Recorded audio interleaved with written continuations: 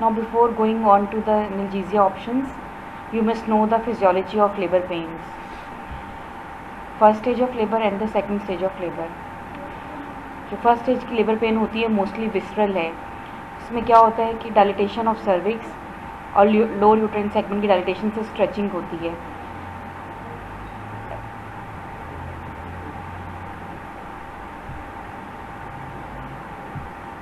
इस पिक्चर में आप देख सकते हैं, ये देखें यूट्राइन बॉडी है और ये लोअर सेगमेंट और वेजाइना और ये पेरिनियम का एरिया है. ठीक है ना.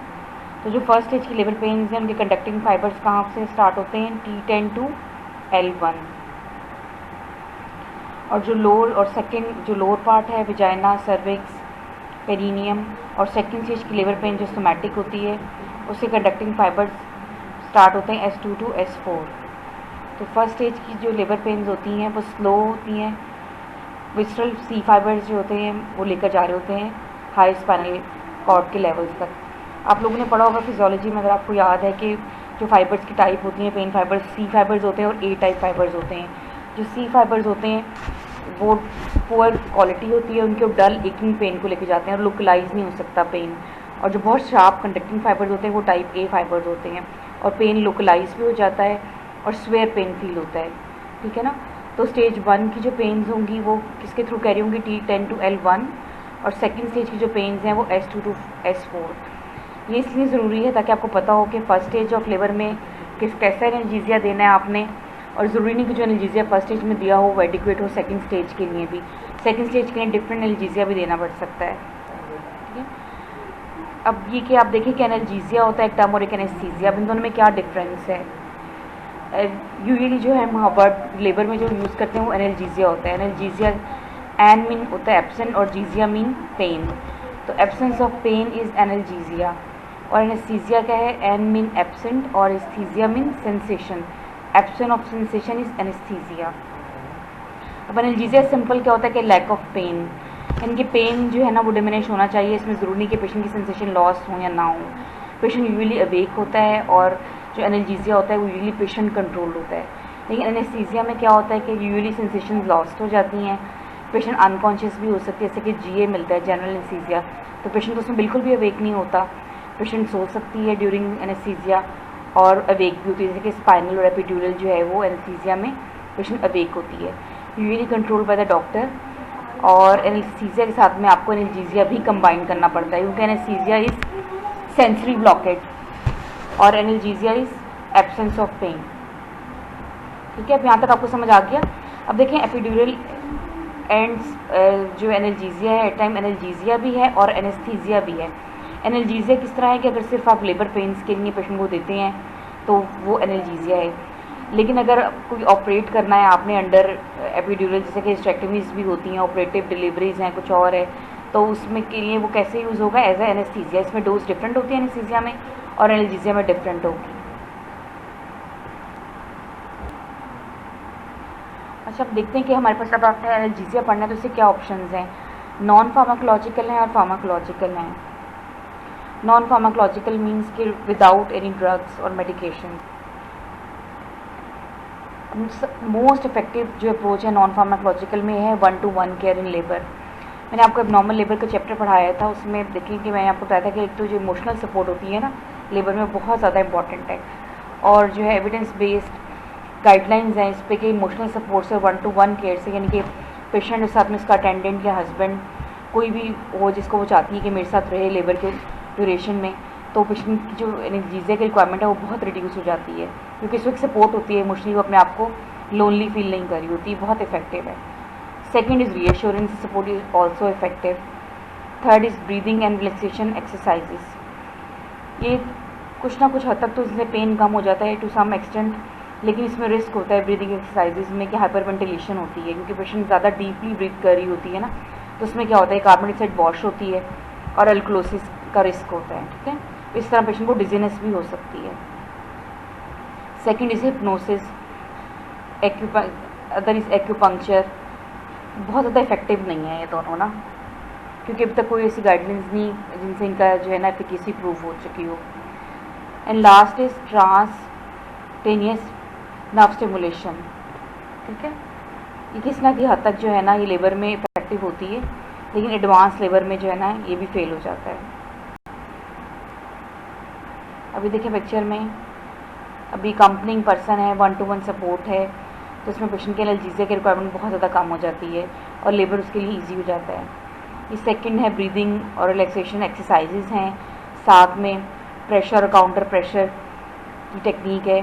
और जैसी पेन्स आती हैं तो फिर जो है वो जो कंपनिंग पर्सन है, जो कि मिडवाइफ, सिस्टर या कोई भी हो सकता है घर के मेंबर्स में से, तो वो पेशेंट को मसाज करते हैं इस एरिया के अंदर, जो बैक और सैक्रम का एरिया ना, उनके बहुत ज़्यादा स्वेयर पेन यहाँ फील होती हैं। आपने देखा होगा कि जो लोग हैं वो होम डिलीवरीज करवाना क्यों पसंद करती हैं, जो हमारी फीमेल्स हैं, किसमें ये होता है कि कंपनिंग पर्सन के साथ कोई ना कोई घर वाला एक बंदा होता है साथ में, ठीक है ना, साथ में मिडवाइफ्स होती हैं और वो हर पेन के बाद पेशेंट का बहुत अच्छी तरह मसाज करती हैं और जिससे पेशेंट जो है ना बहुत ज़्यादा रिलीफ फील करती है। इन हॉस्पिटल डिलीवरी में कि वर्कलोड बहुत ज़्यादा है और कॉम्प्लिकेटेड डिलीवरीज हैं, तो इस तरह पॉसिबल नहीं होता। अभी एक्यूपंक्चर या एक्यूप्रेशर टेक्निक्स हैं डिफरेंट। देखिए ये सोल की, ये जो है एंकल पे प्रेशर है, ये बैक पे, ये थंब और इंडेक्स फिंगर के दरमियान में है, ये रिस्ट पे है, ठीक है। डिफरेंट पॉइंट्स हैं, प्रेशर पॉइंट्स ना, जिनसे पेन किसी न किसी हद तक रिलीव हो जाता है।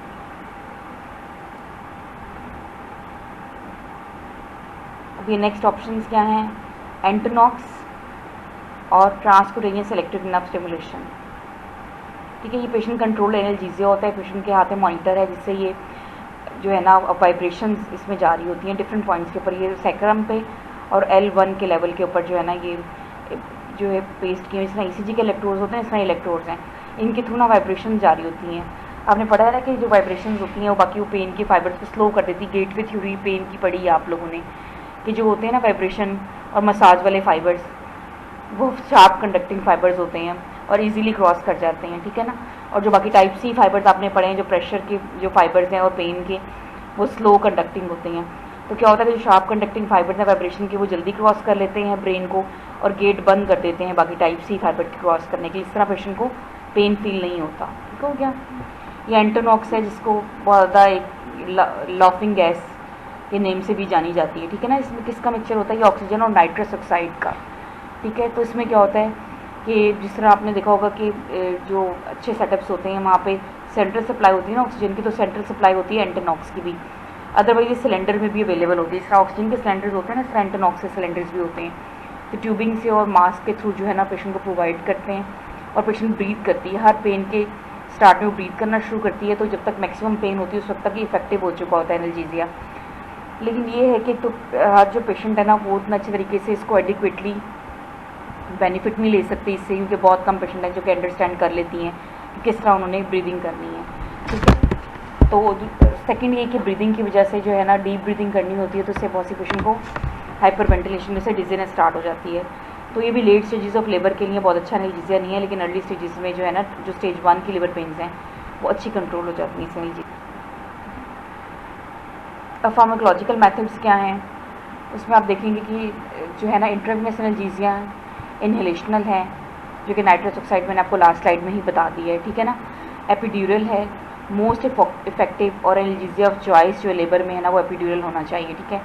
स्पाइनल और कंबाइंड स्पाइनल एपिड्यूरल, ठीक है। ये स्पाइनल जो है ना वो एनाल्जेसिया तो नहीं, एनेस्थीसिया है बेसिकली ना, और लेबर में इतना जो है ना बहुत अच्छी ऑप्शन नहीं है, लेकिन कुछ कंडीशंस हैं जिसमें स्पाइनल एनेस्थीसिया भी देना पड़ सकता है, ठीक है। और कंबाइंड स्पाइनल एपिड्यूरल टेक्निक जो है वो एक न्यू टेक्निक है, इससे एपिड्यूरल और स्पाइनल दोनों की डोज कम हो जाती है और एनाल्जेसिया की रिक्वायरमेंट कम हो जाती है, इसके साइड इफ़ेक्ट्स भी कम है और लॉन्ग लास्टिंग होता है, ठीक है। अब जो इंट्रावेनस एनाल्जेसिया इसमें ये भी इफेक्टिव इन अर्ली लेबर है, लेकिन जो सेकंड स्टेज की लेबर पेन्स है ना, जो कि प्रेशर डिस्टेंशन और sharing of lower part of the vagina, cervix और पेरिनियम की वजह से होती हैं, वो इससे बहुत अच्छी कंट्रोल नहीं होती। अब जो ऑप्शंस हैं हमारे पास वो क्या हैं, ओपियाइड्स हैं, मॉर्फिन है, पैथिडीन है। बहुत से सेटअप्स हैं जहाँ पे ये बहुत ज़्यादा यूज़ होते हैं, लेकिन क्या रिस्क होता है इसके अंदर, क्योंकि सब मेडिसिन जो हैं वो प्लेसेंटा को क्रॉस कर लेती हैं, तो जो है ना बेबी के अंदर ट्रांसमिट हो सकती हैं। इस तरह बेबी में रेस्पिरेटरी डिप्रेशन होने के चांसेस बहुत ज़्यादा होते हैं, ठीक है ना। अब इनहेलेशनल एनाल्जेसिया नाइट्रस ऑक्साइड है कि इनहेल करके इस तरह पेशेंट को एनाल्जेसिया मिलता है, लेकिन प्रोलॉन्ग यूज़ के लिए ये जो है ना बहुत अच्छा नहीं है, ठीक है। ये लास्ट टाइप में आप लोग देख चुके हैं। एपिड्यूरल जो है वो बहुत ज़्यादा इफेक्टिव है, ऑलमोस्ट 95। अब इंडिकेशंस क्या है एपिड्यूरल एनाल्जेसिया के लिए, तो ये कि पेशेंट की डिमांड हो खुद, हमारे बहुत से हॉस्पिटल्स ऐसे हैं पब्लिक सेक्टर में कि फैसिलिटी अवेलेबल नहीं होती, लेकिन कुछ ना कुछ केसेस ऐसे होते हैं कि जिनमें हम एपिड्यूरल देते हैं। वो हम पेशेंट की रिक्वेस्ट को तो नहीं देते, लेकिन कुछ मेडिकल कंडीशन जैसे कार्डिक पेशेंट हैं, डायबिटिक या हाइपरटेंसिव हैं, जिनमें एग्रीवेट हो जाती है सिचुएशन लेबर पेन्स की। जैसे आपने देखा ना कि कैटेकोलामीन्स रिलीज होती हैं, सिंपैथेटिक स्टिमुलेशन होती है, इससे क्या होता है कि कार्डिक पेशेंट डिकम्पनसेट हो सकती है। इस तरह हाइपरटेंसिव जो पेशेंट है उनका ब्लड प्रेशर अनकंट्रोल हो सकता है, तो इन पेशेंट के अंदर एपिड्यूरल जो एनाल्जेसिया है वो बहुत ही अच्छी चॉइस है, ठीक है ना। अब देखिए क्या इंडिकेशन है कि प्रोलॉन्ग लेबर हो, उसमें पेशेंट बहुत एग्जॉस्ट हो जाती है, maternal hypertension, other cardiac disease और medical disorders, risk of operative delivery.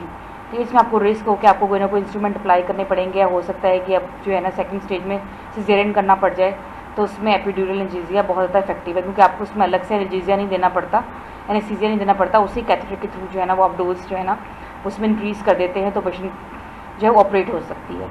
अब कॉन्ट्राइंडिकेशंस क्या हैं? सर्टेन कॉन्ट्राइंडिकेशन है। सबसे पहले तो आप पेशेंट को जो है ना वो पूरा जो है एवेलुएट करेंगे, इसमें कोई कॉन्ट्राइंडिकेशन तो नहीं, इसमें कोगुलेशन डिसऑर्डर्स हैं, हाइपोवोलीमिया, सेप्सिस और अनट्रेन्ड पर्सनल, ठीक है ना। कोगुलेशन डिसऑर्डर क्यों इसमें देखना ज़रूरी है, क्योंकि इसमें क्या होता है कि आप जो है ना वो वर्टिब्रा के थ्रू जा रहे हैं ड्यूरल एपिड्यूरल स्पेस में, जो ब्लड वेसल्स है वो पंक्चर हो सकती हैं और हीमाटोमा बन सकता है स्पाइनल कॉर्ड में, और वो कंप्रेशन से पेशेंट को पैरालिसिस भी हो सकता है, ठीक है ना। कॉर्डल कंप्रेशन सिंड्रोम जो आप पहले भी पढ़ चुके हैं अपनी फिजियोलॉजी की बुक्स में। सेकंड क्या है कि एपिड्यूरल में ब्लड प्रेशर जो है वो लो हो जाता है, फॉल डाउन होता है। अगर पेशेंट ऑलरेडी हाइपोवोलीमिया में है, बहुत एक्टिवली ब्लीड कर रही है, तो उसमें बिल्कुल भी अच्छी चॉइस नहीं है, क्योंकि इसमें फर्दर पेशेंट जो है ना वो शॉक में जा सकती है। सेप्सिस में ये कि एपिड्यूरल देने से सेप्सिस स्प्रेड हो जाएगा स्पाइनल कॉर्ड के थ्रू। अनट्रेन्ड पर्सनल है, क्योंकि ये हाईली ट्रेंड प्रोसीजर है एपिड्यूरल जो है ना, क्योंकि अगर आप गलती से प्रिक कर देंगे ड्यूरा को, तो क्या हो जाएगा कि सारी की सारी डोज जो है ना वो स्पाइनल कॉर्ड में चली जाएगी, जहाँ पे स्पाइनल फ्लूइड होता है, और पेशेंट शॉक में, रेस्पिरेटरी डिस्ट्रेस में और सडन कार्डिक अरेस्ट में जा सकती है, ठीक है ना। तो ट्रेन पर्सनल होना बहुत ज़रूरी है एपिड्यूरल लगाने के लिए। प्रीरिक्विजिट क्या है कि आपने सारे बेनिफिट्स पेशेंट को बता दिए हैं, और जो उसके प्रॉज एंड कॉन्स हैं वो सब आप एक्सप्लेन कर चुके हैं कि हैज़र्ड्स क्या हैं, ठीक है। और उसके बाद पेशेंट को इन्फॉर्म करके आपने कंसेंट ले ली है, कॉन्ट्राइंडिकेशन आप लोग रूल आउट कर चुके हैं जो आपने पढ़ ली हैं अभी। प्रीलोड करना बहुत ज़रूरी है ताकि पेशेंट हाइपोवोलीमिया में ना जाए। जब भी हाइपोवोलीमिया होता है तो साथ में फीटल डिस्ट्रेस होता है, ठीक है ना, और सडन आईयूडी के चांसेस बढ़ जाते हैं। पेशेंट का एक्टिव लेबर में होना बहुत ज़रूरी है, क्योंकि अगर आप लेटेंट लेबर के अंदर एपिड्यूरल लगा देंगे तो बहुत ज़्यादा लेबर प्रोलॉन्ग हो जाएगी, और इतना ज़्यादा डोज आप एपिड्यूरल की नहीं दे सकते। इसके बाद दूसरी बात ये है कि एक्सपर्टीज़ का होना तो ज़रूरी है, लेकिन अगर बहुत चांस है, लेस देन 1% चांस होता है कि आप सडनली जो है ना स्पाइनल कॉर्ड के अंदर एंटर हो जाए और सारी डोज जो एपिड्यूरल की स्पाइनल कॉर्ड के अंदर चली जाए, स्पाइनल फ्लूइड के अंदर, तो उससे क्या होता है कि पेशेंट सडन कार्डिक अरेस्ट में, रेस्पिरेटरी फेलियर में जा सकती है। तो रिससिटेशन की फैसिलिटीज़ होनी चाहिए आपके पास कि फ़ौरन उसको जीए में कन्वर्ट करें, इंट्यूबेट करें और रिससिटेट, ठीक है। अभी आप लोग देखें ये एपिड्यूरल किट है, ये नीडल जिस तरह का आप लोग बुक में भी आपने देखा होगा कि इसके ऊपर डिफरेंट मार्किंग लगी होती है, इससे आपको अंदाज़ा होता है कि आप किस लेवल तक एंटर हो गए हैं, ठीक है। तो इसको टोई नीडल कहते हैं। ये साथ में सिरिंज होती है, इसके थ्रू आपने ड्रग इंजेक्ट करनी होती है। ये कैथेटर है जो कि आपने एपिड्यूरल स्पेस में डाल देना है और फिर आपने ड्रग यहाँ से इंट्रोड्यूस करनी है, ठीक है। ये जो गेज लगा होता है साथ में कनेक्टर होता है, अडेप्टर भी इसको हम कहते हैं, जो साथ में कनेक्ट करते हैं आप कैथेटर को इस नीडल के साथ में कनेक्ट करने के लिए। अब एनाटॉमी देख लेते हैं हम किस तरह। ये वर्टिब्रल बोन्स हैं, ट्रांसवर्स प्रोसेसेस हैं इनके, और ये इंटरवर्टिब्रल डिस्क हैं बीच में, ठीक है ना। ये L3 और L4 का लेवल है, जिस लेवल पे स्पाइनल कॉर्ड लगता है ऑलमोस्ट उसी स्पाइनल एनेस्थीसिया लगता है, उसी लेवल के ऊपर हम एपिड्यूरल एनेस्थीसिया भी लगाते हैं, ठीक हो गया। ये स्पाइनल कॉर्ड है जो यहाँ से स्टार्ट हो रही है अंदर से, ठीक हो गया ना। ये बाहर वाली जो है आपके लिए मूव या लाइलेक कलर की स्पेस है, ये कौन सी स्पेस है? एपिड्यूरल स्पेस है। और जो रेड कलर की क्या है? ये स्पाइनल कॉर्ड है। और स्पाइनल कॉर्ड के बाहर जो लेयर होती है इसको आप क्या कहते हैं? ड्यूरा की लेयर कहते हैं। तो ड्यूरा के बाहर जो है उसको इसलिए हम एपिड्यूरल स्पेस कह रहे हैं कि ड्यूरा के बाहर जो स्पेस है वो एपिड्यूरल स्पेस है। इसमें डिफरेंट नर्व्स जो होती हैं ना वो ट्रैवल कर रही होती हैं, ठीक है। और ये जो अंदर वाली स्पेस है इसको हम क्या कहते हैं? सबरेक्नॉइड स्पेस, ठीक है, जहाँ पे हम स्पाइनल लगाते हैं, लेकिन यहाँ पे एपिड्यूरल का जो है ना इंजेक्ट नहीं होना चाहिए, ठीक हो गया। अब ये देखें इस तरह आपने ये नीडल है एपिड्यूरल स्पेस से अंदर एंटर हुई, ये देखें ये स्पाइनल कॉर्ड के बाहर ये ड्यूरा है, इसके भी बाहर स्पाइनल कॉर्ड के बाहर ये ड्यूरा की लेयर है, और ड्यूरा के बाहर वाली जो स्पेस है वो एपिड्यूरल स्पेस है। ये ये अंदर ड्यूरा वाली स्पेस है, ये एपिड्यूरल स्पेस है। इसके अंदर आपने ये सारी जो डोज है वो इंजेक्ट की, जो ब्लू से कलर का आपको नज़र आ रहा है ना, ठीक है। अगर ये एक्सीडेंटली अंदर एंटर हो जाए और यहाँ तक पहुँच जाए, ड्यूरा को पंक्चर कर लेगी, तो ये टोटल स्पाइनल जो है ना वो आपका हो जाएगा और इसके अंदर कार्डियक अरेस्ट और रेस्पिरेटरी फेलियर के चांसेस बहुत ज़्यादा होते हैं। अब कॉम्प्लिकेशंस क्या है कि स्पाइनल हेडेक हो सकता है, क्योंकि जब आप इसको इंट्रोड्यूस करते हैं इसमें थोड़ा बहुत स्पाइनल फ्लूइड लीक हो जाता है, ठीक है ना। टोटल स्पाइनल एनेस्थीसिया जो कि आपने पहले भी मैं आपको बता चुकी हूँ कि इसके अंदर सडन कार्डियक अरेस्ट है। अगर आप गलती से ड्यूरा को पंक्चर करके अंदर एंटर हो जाए तो इसके सबरेक्नाइड स्पेस में, तो सारी डोज जो है वो, क्योंकि एपिड्यूरल की डोज ज़्यादा होती है स्पाइनल के कंपैरिजन में, तो टोटल स्पाइनल ब्लॉक भी हो जाता है। इससे क्या होता है कि पेशेंट सडन कार्डियक अरेस्ट में चली जाती है और रेस्पिरेटरी फेलियर में, ठीक है। हीमाटोमा बन सकता है अगर कोई आप वेसल पंक्चर करते हैं एक्सीडेंटली, तो वहाँ पे हीमाटोमा हो जाएगा जो कंप्रेस करेगा स्पाइनल कॉर्ड को, उससे पैराप्लीजिया के सिम्टम्स भी आ सकते हैं, ठीक है। और पैराप्लीजिया इटसेल्फ इज़ अ कॉम्प्लिकेशन। अब एक न्यू टेक्निक है जिसको हम कहते हैं कंबाइंड स्पाइनल एंड एपिड्यूरल। अब ये आपको नेम से ही पता चल रहा है कि स्पाइनल और एपिड्यूरल दोनों कंबाइंड हो गए हैं। ये बहुत ज़्यादा इफेक्टिव है और डोज जो है ना वो बहुत कम रिक्वायर्ड होती है। और इसमें आप देख रहे हैं कि वही नीडल है जो टोई नीडल होती है, लेकिन साथ में ये स्पाइनल नीडल भी है, ठीक है, और साथ में सिरिंज है। अब अब इसके एनाटॉमी आप थोड़ी सी देख लें कि ये वही हो गया कि ये जो है एपिड्यूरल स्पेस है और ये CSF है जो कि सबरेक्नाइड स्पेस के अंदर होता है, ठीक है। जैसे आप स्पाइनल लगाते हैं तो आप ड्यूरा के बाहर रहते हैं एपिड्यूरल स्पेस, जब आप एपिड्यूरल लगाते हैं तो आप ड्यूरा के बाहर रहते हैं एपिड्यूरल स्पेस में, लेकिन स्पाइनल लगाने के लिए आपको क्या होता है कि ड्यूरा को पंक्चर करके सबरेक्नाइड स्पेस में जाना होता है, ठीक है ना, तो वहाँ डोज इंजेक्ट करते हैं। तो इसमें ये वर्टिब्रल्स आपको नज़र आ रहे हैं, ठीक है, और ये जो इंटरवर्टिब्रल स्पेस होती है वहाँ से आप एंटर होते हैं, ठीक है। ये नीडल एंटर हुई, एपिड्यूरल नीडल आपने एंटर की, ये देखें एपिड्यूरल जो टोई नीडल है ये एंटर की, ये ड्यूरा की स्पेस है और आगे ये ड्यूरा है और ये एपिड्यूरल स्पेस है जिसमें कि फैट और लिम्फेटिक्स होते हैं। अब इस टोई नीडल के थ्रू आपने स्पाइनल नीडल इंट्रोड्यूस करनी है। पहले आपने एपिड्यूरल स्पेस तक एपिड्यूरल नीडल डाली, फिर आपने स्पाइनल नीडल इस नीडल के थ्रू, ठीक है ना। स्पाइनल नीडल ये आपको नज़र आ रही है, छोटी सी पतली सी टिप है, ये स्पाइनल नीडल है। ये इसका जो होता है ज़्यादा वाइड बोर होता है और ये स्पाइनल नीडल पतली होती है तो वो लेस बोर वाली होती है, तो इसमें से ईजिली पास हो जाती है। अब इस नीडल के थ्रू आपने स्पाइनल नीडल इंट्रोड्यूस की जो कि ड्यूरा को पंक्चर करते हुए सबरेक्नाइड स्पेस में जा रही है और यहाँ से आपने स्पाइनल की डोज इंजेक्ट कर दी जो कि यूजुअल स्पाइनल से कम होगी, ठीक है। अब इसको फिर आप विड्रॉ कर लेते हैं स्पाइनल नीडल को, और जो एपिड्यूरल नीडल ऑलरेडी इंसर्टेड है उससे आपने एपिड्यूरल कैथेटर डाल देना है एपिड्यूरल स्पेस के अंदर, तो डबल एनाल्जेसिया का इफेक्ट आएगा। एक तो आपने स्पाइनल इंजेक्ट कर दिया है स्पेस के अंदर, और फिर जो एपिड्यूरल नीडल थी जो बाहर थी इस स्पेस से, उसके थ्रू आपने ये एपिड्यूरल कैथेटर डाल दिया जिससे आप एपिड्यूरल की डोज दे सकेंगे थोड़ी जो है ना वो स्मॉल अमाउंट्स में, जिनको हम टॉपअप्स कहते हैं, ठीक है। अब जो नेक्स्ट है वो क्या है, स्पाइनल है, जो कि एनाल्जेसिया तो नहीं, हम एनेस्थीसिया कह सकते हैं, लेकिन ऐसा होता है कि बहुत कॉम्प्लिकेटेड इंस्ट्रूमेंटेड डिलीवरी करनी हो आपने। कीलेंट्स आपने पढ़ा है ना कीलेंट्स में, अब तो जो है ना वो इतना नहीं लगते, लेकिन कुछ स्टेटस में जो लोग ट्रेंड हैं वो अब भी लगाते हैं, ठीक है। तो उसके लिए बहुत अच्छा इफेक्टिव एनाल्जेसिया होना चाहिए, ठीक है ना।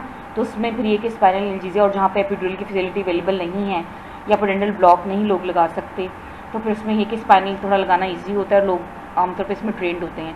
तो स्पाइनल एनेस्थीसिया देके कॉम्प्लिकेटेड इंस्ट्रूमेंटेड डिलीवरीज हो सकती हैं, या मैनुअल रिमूवल ऑफ प्लेसेंटा करना हो उसमें भी आपको स्ट्रॉन्ग एनेस्थीसिया चाहिए, ठीक है ना। और ये कि ट्रॉमेटिक डिलीवरीज है, 3rd degree 4th degree tears हैं, या सस्पेक्ट करें कि टीयर आ जाएगा, तो फिर उसमें भी अगर स्पाइनल ऑलरेडी मिला होगा तो उसके अंदर ये स्टिच करना बहुत ज़्यादा ईजी होता है, ठीक है।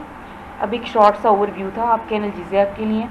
तो जो है एट द एंड समराइज मैं इस तरह करूँगी कि जो है डिफरेंट ऑप्शंस होती हैं लेबर में एनाल्जेसिया की, ठीक है ना। पहले तो आपको लेबर की फिजियोलॉजी पता होनी चाहिए कि फर्स्ट स्टेज और सेकंड स्टेज में किस तरह कौन कौन से फाइबर्स हैं जो कि नर्व को ब्लॉक कर रहे होते हैं, ठीक है। ये आपके MCQ के लिए बहुत इंपॉर्टेंट क्वेश्चन है, ठीक है। सेकंड क्या होता है कि आपने देखने की फार्माकोलॉजिकल और नॉन फार्माकोलॉजिकल अप्रोचेस क्या हैं, क्योंकि हर किसी को तो फैसिलिटी अवेलेबल नहीं होती, तो रीअश्योरेंस और 1-to-1 सपोर्ट ड्यूरिंग लेबर जो है ना वो बहुत ज़्यादा इफेक्टिव है, ठीक है, बाकी इतनी इफेक्टिव नहीं है। और फार्माकोलॉजिकल में से जो है वो एपिड्यूरल एनाल्जेसिया जो है मोस्ट इफेक्टिव है, और स्पाइनल जो है कंबाइंड स्पाइनल एपिड्यूरल एनाल्जेसिया जो है वो एक न्यूरो टेक्निक है, ठीक है। Thank you.